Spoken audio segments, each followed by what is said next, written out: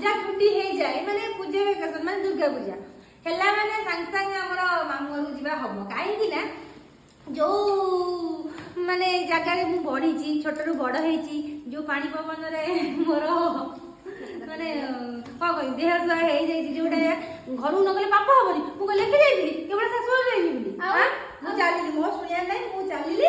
ମୁଁ ବର୍ତ୍ତମାନ ଆମର ଦୁର୍ଗା ପୂଜାରେ ସେଠି ରଥ ଟଣା ହବ ଆମ ଜୟର ମୋର ଆମେ ଦେଖିବୁ ତୁ ଯାଇକି